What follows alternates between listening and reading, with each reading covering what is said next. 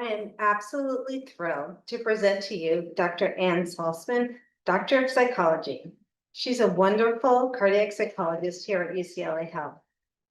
She holds a Master of Philosophy in Psychoanalysis from the Sorbonne University in Paris. And from there, she completed a doctoral dissertation in Los Angeles entitled Notion of Trauma Associated with a Medical Procedure. Her thesis explored themes of trauma and narcissistic wounding in the medical setting.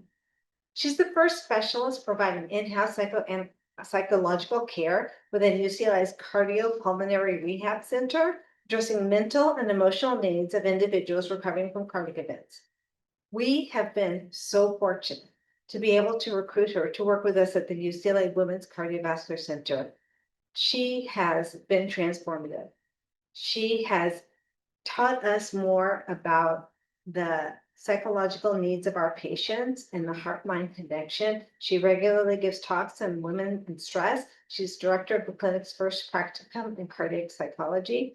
She's a pioneer. She integrates mental health care into heart disease and rehabilitation, emphasizing trauma-informed therapy, stress, resilience, education, support groups, everything.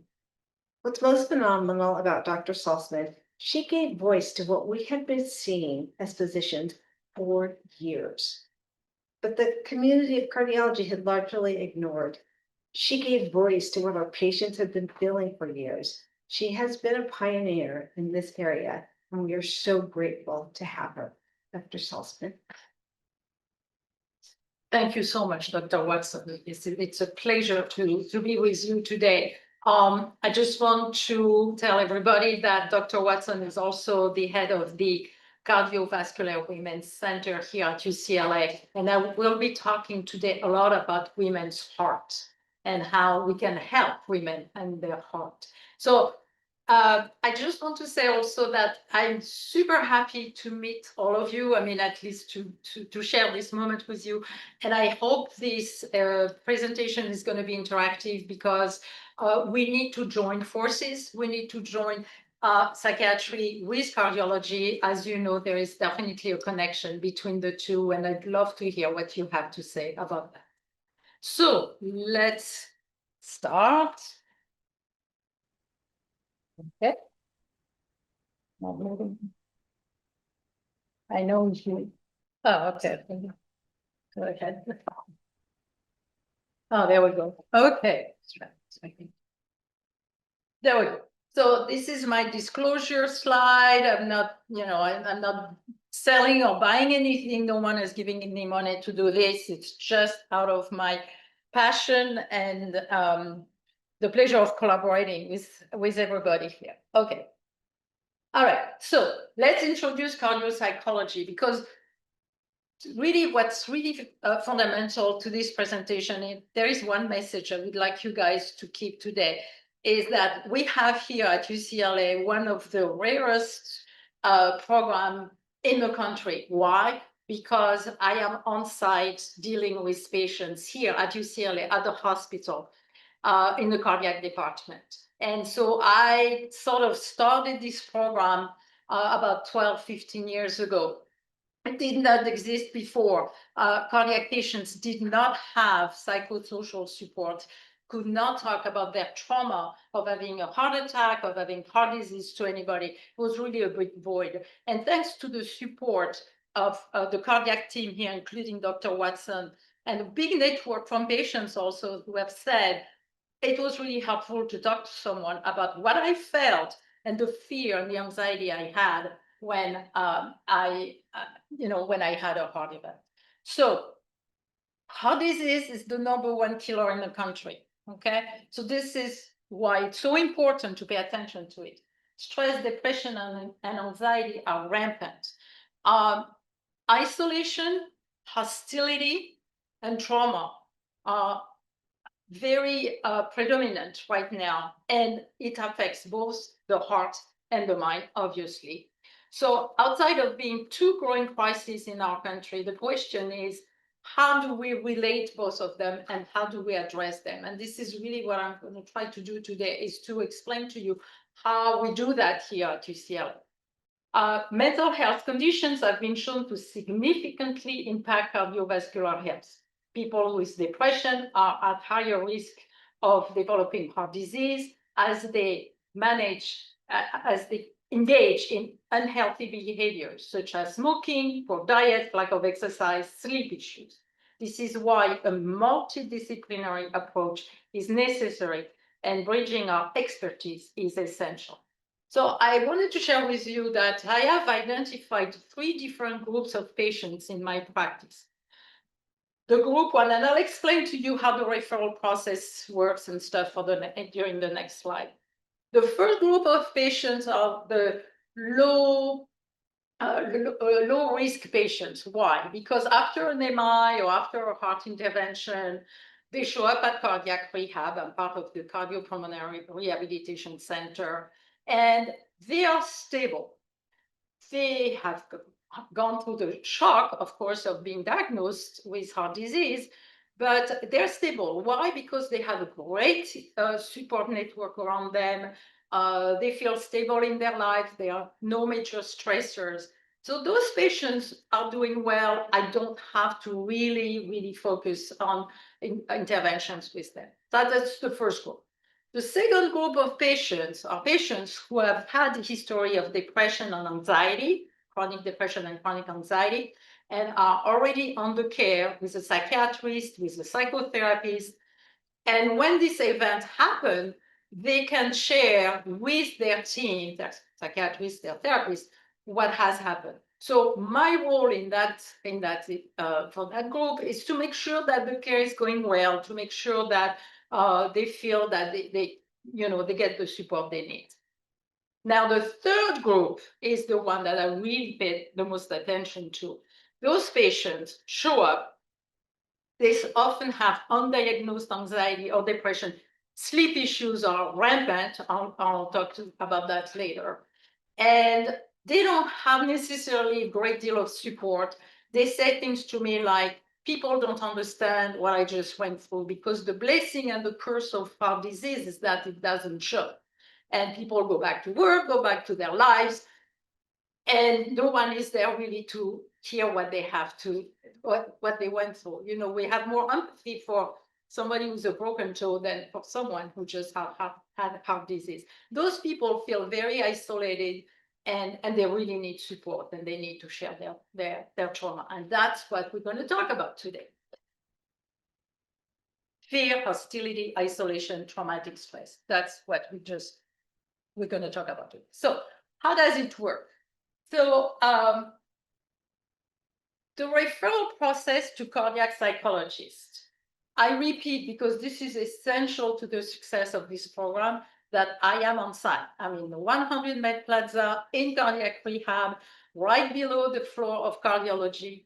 And patients, John Joe has a heart attack, and of course gets an intervention, he's saved, and now he's doing a follow-up with his cardiologist. The cardiologist refers the patient to the structure of cardiac rehab, and that's when I provide intervention. So I provide intervention after the heart event, okay?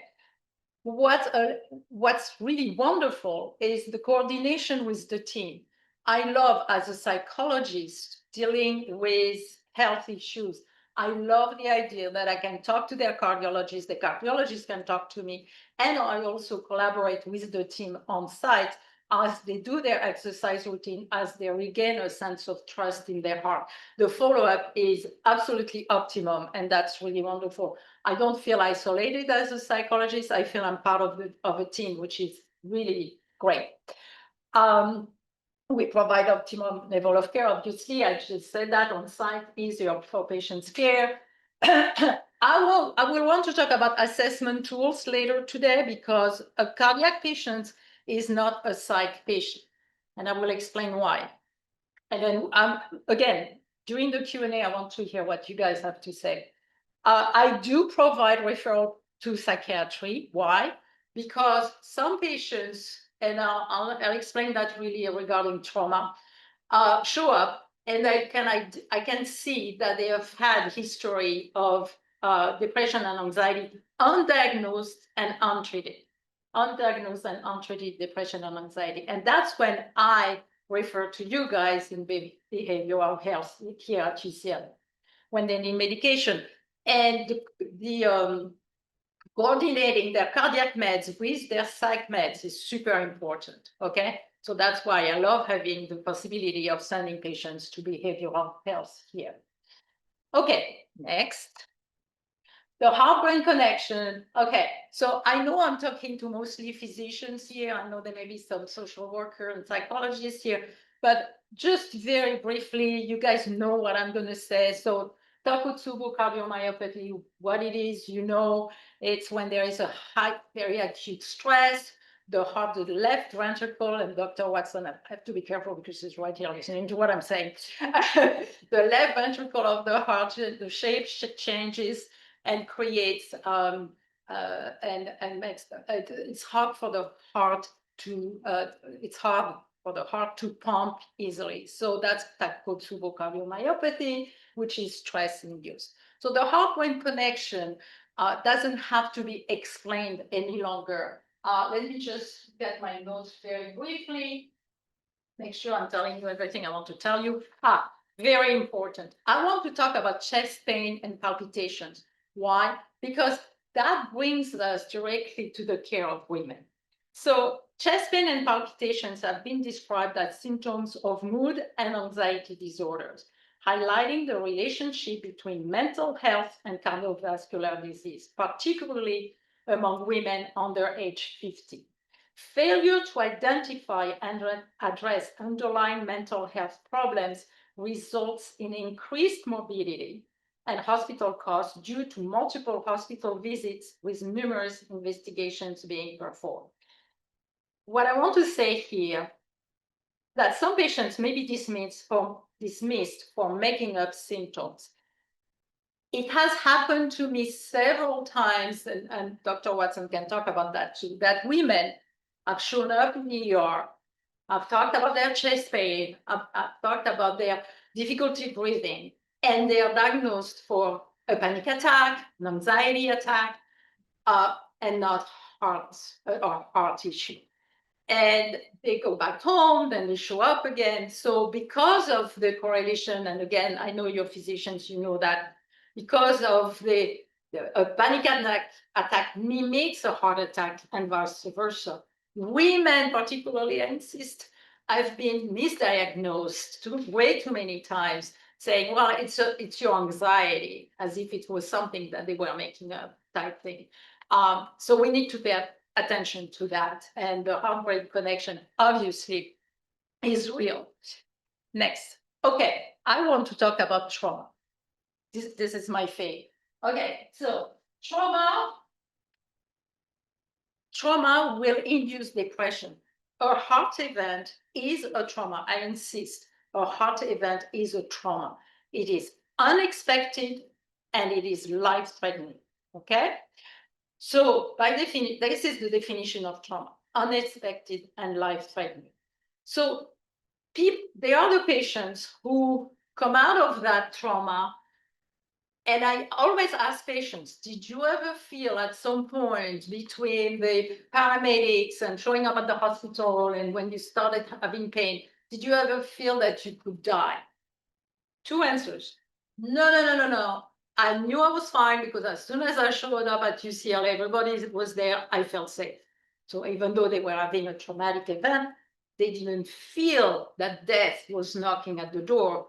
So they will recover pretty well because it was not really a trauma. Now you have the other type of patients who will say, I knew I was going to die. I remember, and it almost brings tears to my eyes, this patient telling me, I told my wife when the paramedic came, I told her, take care of the kids. I'm not going to come out of this. You know, he was saying goodbye to his wife and his kids. Well, obviously he survived. But this type of moments in life, they stay with you forever. Really, they stay with you forever. So I want to show you two things because trauma is my specialty. And there are two things I think I understand about trauma. Okay. First of all, a trauma doesn't go away. So if you have, this is the life of a person. If you have experienced trauma as a child or later in life, and you have, let's say you're 15 here or younger, whatever, and then now you're 47 here, and you have a heart attack, that trauma here will be reactivated right here. I want to give you an example. I had this patient, he was a fireman. He was in his 40s. When he was 22, in his 20s, he had a motorcycle accident. Part of the accident, he saw his bone sticking out of his skin like that. Okay, 20, now he's 47, he's sitting in my office. And then he says to me, he's doing his cardiac rehab, and the team is telling me, I don't understand why, but he doesn't want to, to exert himself. He wants to stay at the slow speed on a treadmill. So I talked to him and he said, I'm afraid that the stent I have in my chest will pop out of my skin. And honestly, I've never heard that from a patient. I've never heard that fear. And I could not understand. And the patient was a little upset because he said, I don't understand why he had this obsessive thinking about the stent, sticking out of his chest. So I asked him, I said, was there any moment at any point in your life where something happened that would look like that? He paused, he thought, and then boom, this was this aha moment where I said, well, when I was 22, I had the motorcycle accident and I saw my. So what we did at that moment is we actually connected the dots between here and there. And what that has done for the patient, it has helped him not be afraid, because suddenly he understood that his fear was not current, it was related to a past event. It does not erase any of the trauma he went through, but very quickly after that, he actually was able to exercise at a higher speed, and he was more compliant with his rehab. So if we don't address the trauma, so this is a very acute example. If we don't address the trauma of people when they have a heart attack, we're missing the boat. We're missing something. The other thing I explain to patients is this. A trauma looks like this, because patients, they like this type of stuff. I think they like it. So your life is like this. I am Dr. Saltzman, I'm a psychologist, I work at UCLA, I'm married, all those frame of references, they are what you rely on every day to get up in the morning, to start your day, to have relationships, to make decisions. The phase of trauma is this. All those frames of reference, they collapse. They shatter. That's the phase of trauma, okay? And then you rebuild right here. In cardiac rehab, I rebuild trust in my heart, I rebuild my life. I see patients at cardiac rehab, they're still kind of here, and they're rebuilding. But if we don't address that, they're not going to be compliant, because there will always be something in their mind sort of holding them back, okay? So trauma is super important. The last thing I want to say is the stigma of depression and heart disease. What does it look like? Women, when they had open chest heart surgery, open heart surgery, they have a scar in between the breasts. And they tell me, I feel broken. That limits their relationship.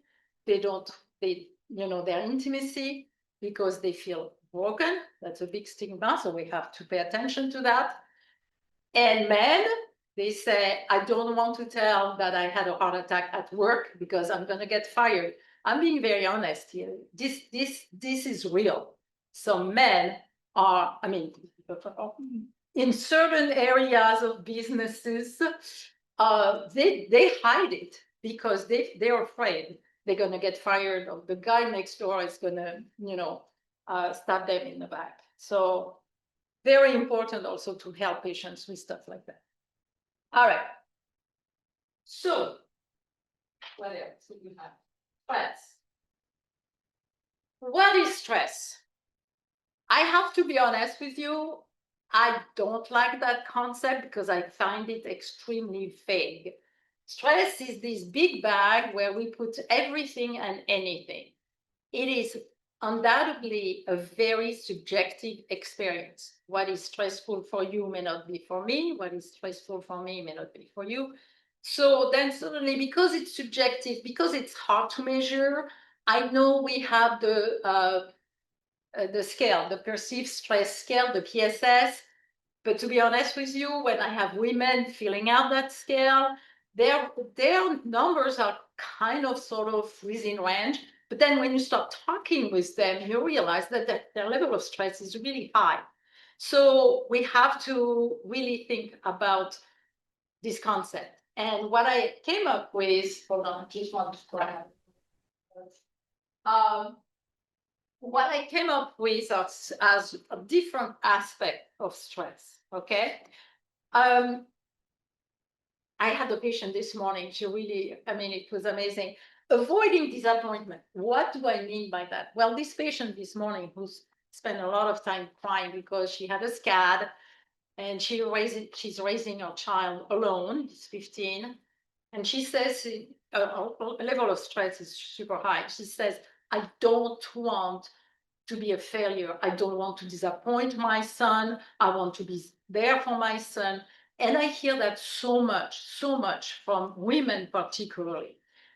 Of note, women will often relate their heart event to stress, and men will often relate their heart event to genetic and diet. So that doesn't mean that men don't have stress. That doesn't mean that women don't have genetic and poor diet. But it's very interesting to see how they read emotionally what has happened to their heart. And so this woman, I don't want to disappoint my son. I hear that so much from women. I want to be there for this person. I want to be there for that person. It's really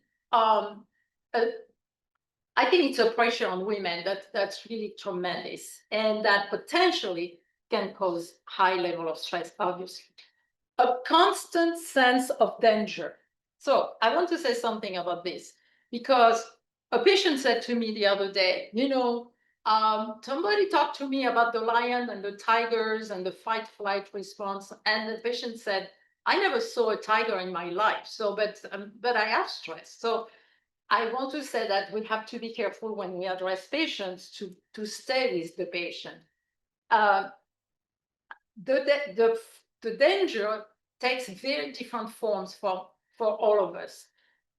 What can be considered a danger for you may not be for me, and people sometimes feel danger in areas where you would say, well, I don't see what's so difficult. This woman the other day was telling me, I'm helping my son because he got divorced and I'm helping him with the kids. The kids are rude to me and I live in this house. And then, so, at the end of the conversation, she said, I don't feel safe.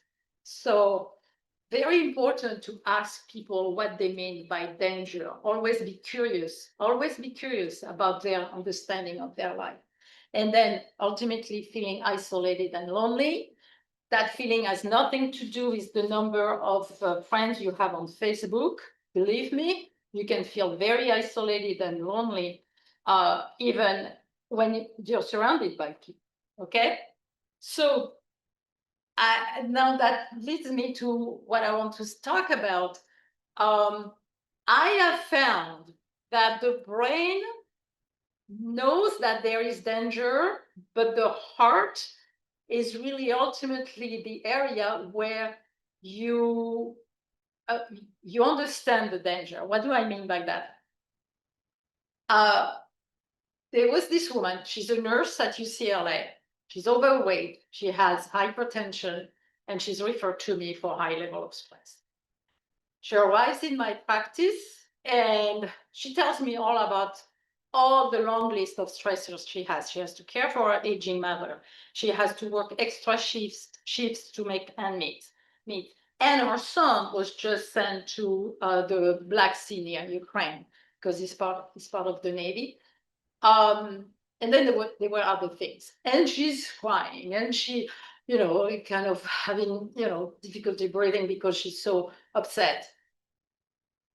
I asked her and I said, okay, you have a magic wand right now and you can change everything right now. What is your priority? What is the most important thing in your life?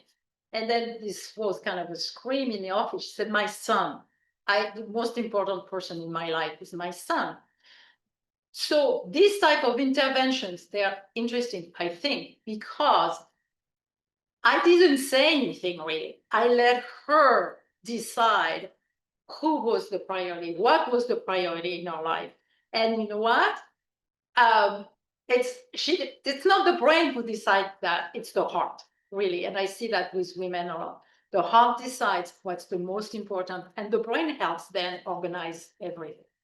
So she said she changed things in her life. I mean, I saw her a couple of times, and she said that she actually asked for help from her brother to help with the mom, and so she could pay more attention to her son and be more focused on her son. So if I would have told her, you should do this, you should do that, it would have come from me, but not from her. And I think that's super important, that the patient is the one deciding what they want to focus on and to sort out their lives. Okay. Next. I think I've said everything. Yes. Okay, now we are at intervention. So I want to explain something to you. Give me just a second. Because I want to talk about guilt and the split in people with stress. And I'll explain what I mean by the split. Okay. Okay, sorry, the board is going to be a little dirty, but anyway, doesn't matter. All right. This person, this woman, this nurse from UCLA, it's her. This is her. Doesn't look anything like her, but doesn't. Okay. The pressure from outside, because this is the way I understood stress over the years and how I came up with this type of intervention. Pressure from outside. Mom needs help. I need to make money. My son is, So the pressure from outside will create a split in her because she's going to suppress and repress her emotions and her needs. It's not going to exist in her mind. The priority always is going to be right here, the pressure from outside. And by doing this split right here, it creates what we call in our field an inner conflict.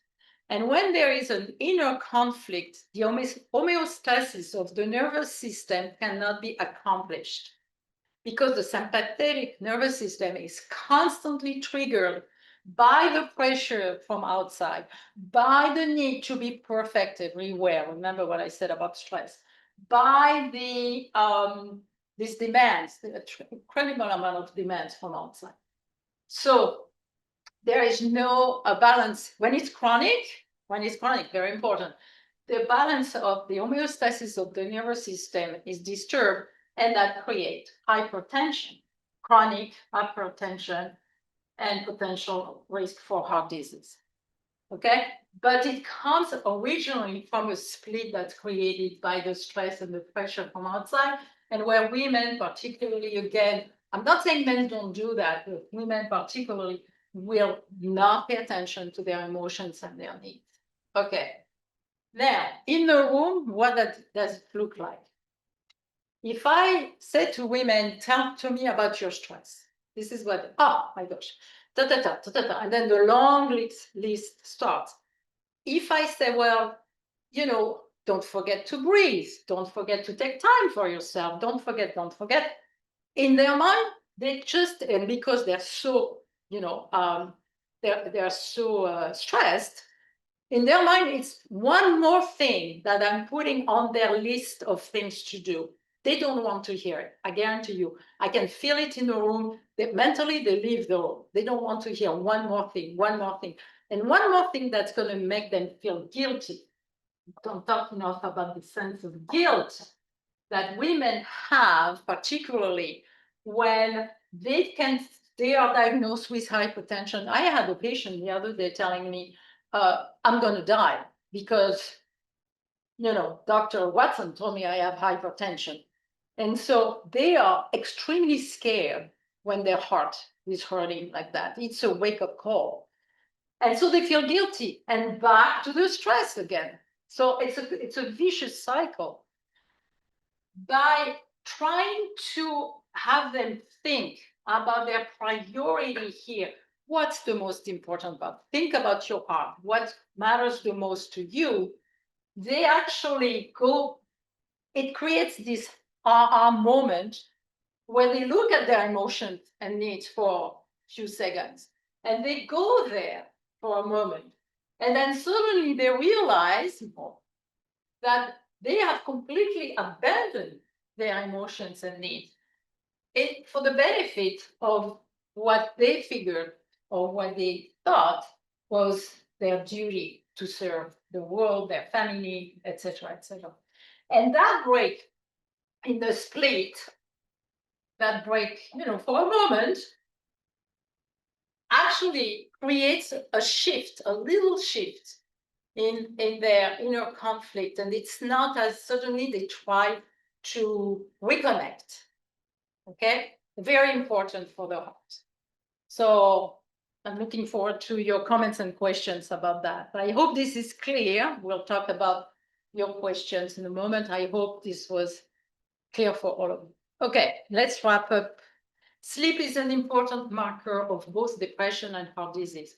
Okay, again, I'm talking to physicians. I don't have to explain too much. Just of a note, sleep apnea, super important, often undiagnosed, especially when people sleep alone. They don't have somebody telling them, your sleep is weird or whatever, or you stop breathing at night. So I always do a lot of work around sleep in my practice because I find it extremely important. And by the way, women are willing to talk about their sleep a lot more than they're willing to talk about their stress.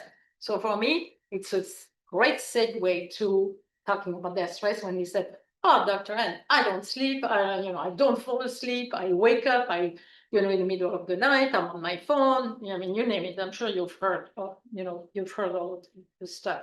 It's also a marker because you can measure it. You can measure it a lot more easily than stress, in my opinion. So that's why I like it. You can measure progress also. It's a lot easier to measure sleep than to measure stress.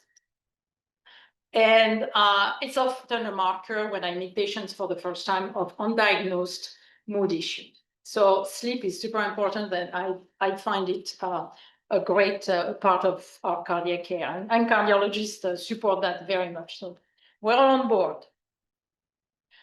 Just really quickly, the cardiac patient is not a psychiatric patient. The GAD-7 is a valid mood screening. The PHQ-9 for cardiac patient has its limitations.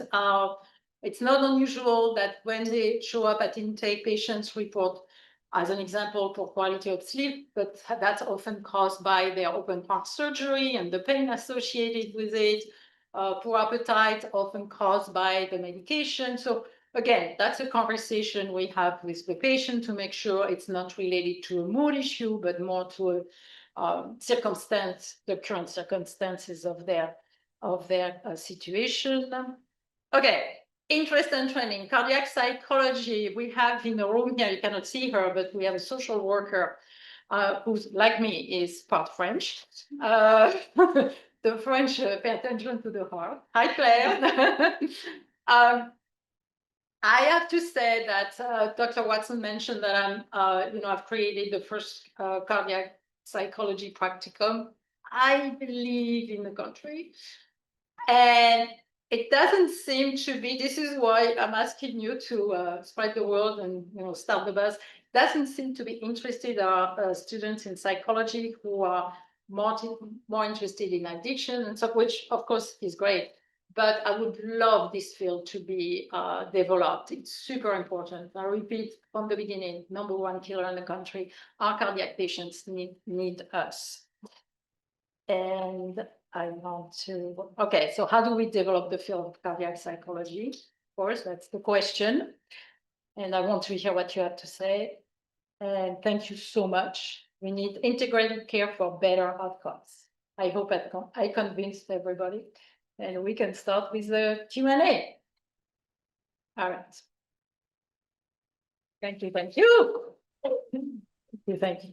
Okay. So Yes, go ahead. we have one question from earlier on. Remember when you were talking about 3 types of patients you encounter and the ones you worry about the most? You mentioned the group 3 patients are the ones that you spend the most time with. And someone asked, is the 3rd group more likely to be of lower socioeconomic status? No, actually, no. I'm thinking. No. May I say that the patients coming from a Latino background and everything, they have great support. The patients, so they're usually, very quite stable. No, the patients who are the most isolated and report the most chronic issues are often patients who can't talk about it with their loved ones and are afraid of the stigma. And it's not unusual that it's higher, executive type people. I hope I answered the question. Yeah. Thank you. This is an excellent introduction to the clinical services and the role of heart rate communication. So I'm Saltzman, I'm a psychiatrist in the department. We've met before, but yeah, I think so. I spent a lot of time thinking about heart rate communication and doing research studies on it, and the role of stress and mental health. So one of the questions I have is, given that you're embedded within the cardiac rehab facility, I mean, it's that kind of integrated care is unparalleled, right? Really very unique. To what extent have you thought about or seen in your practice sort of measurement-based outcomes improve? So, for example, the fireman example you gave. Apologies, later I was listening. That's okay. That's okay. Thank you. You noted that after you addressed the trauma related to his broken bone, his cardiac output tolerance went up, etc. Do you track those measures over time? Are there other measures that you find, whether they're scales or actigraphy or wearables, etc.? Have you begun thinking about how those might be utilized at an individual level in this unique population? Because oftentimes in mental health, that's a goal. The reality is quite far away from that, but here you actually have sort of the perfect storm of measurables and parameters and patient to sort of look at some of these relationships. Okay, excellent questions. The answer is yes. We have tracked, because I use the PHQ-9, the GAD-7 at intake and at discharge. Yeah. So we can do that. I have started doing some data analysis with the Women Heart Center, and we have seen improvements between the pre and post. What ultimately I would love to be able to do is to track results and the difference between centers, rehabilitation centers who have a psychologist and staff, which doesn't really exist, and centers who do not.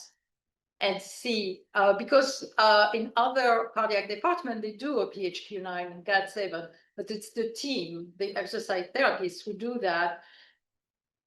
And so what happened to show really impact of having a psychosocial person on site with the staff, I think would be optimum to look at differences between when there is one and when there is not one with the pre and post mood screenings. So that's what symptom screening, but I'm thinking about heart rate variability analysis, step counts, you know, Okay. cardiac output, right? I hear you. All the kinds of things Yeah. that a cardiologist might say, or the patient themselves would say, oh, I'm actually walking 30% further than I did before. Okay, you're bringing up a good point. Because the cardiac rehab has the exercise routine, it would be difficult to sort out what comes from exercise and what comes from psych intervention. The one area though where it would be potentially interesting is sleep. I'm going back to that because the exercise team does not, I mean, they check on their sleep, but they don't really address that. I do. So it's really the area where we could potentially, although you can say potentially that the exercise is also helping the sleep. But even sleep, you know, with all the wearables now, you know, let's say everybody had a Oura ring or whatever the soup du jour is for, you know, non-invasive sleep integrity. Curious. Yeah. But there is definitely, I agree with you. There's definitely some that are research to do around that. This is it. I'm the department. You're looking at it, so it's kind of you know, difficult. But no, yeah, 100% agree with you.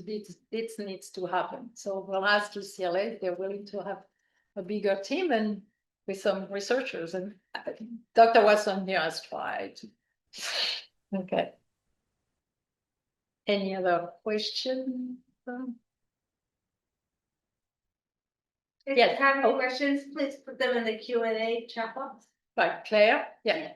And so, doctor, you assess for trauma on the intake, right? And so would it be possible to isolate those variables and find out like, okay, well, this person is I know there's research showing that pre-existing history of trauma probably increases the risk cardiac necessarily or not. I guess I'm asking if that's true, or if it is how you tease that apart, the trauma of the heart event versus past trauma. Is that an assessment? So as far as risk factor for heart disease, past trauma, there is no research on that.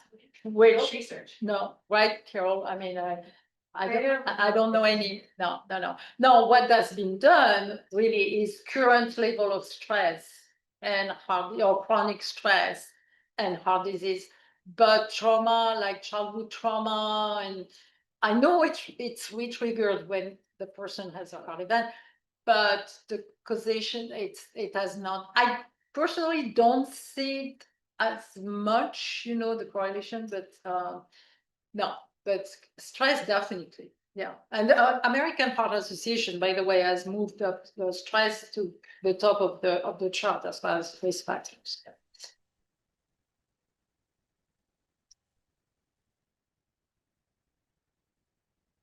All right, thank you so much, Dr. Saltzman, for introducing us to this important field. Thank you. And I think we are just so fortunate to have you here at UCLA. Thank you. You're very sweet. Thank you, everybody. Thank you so much.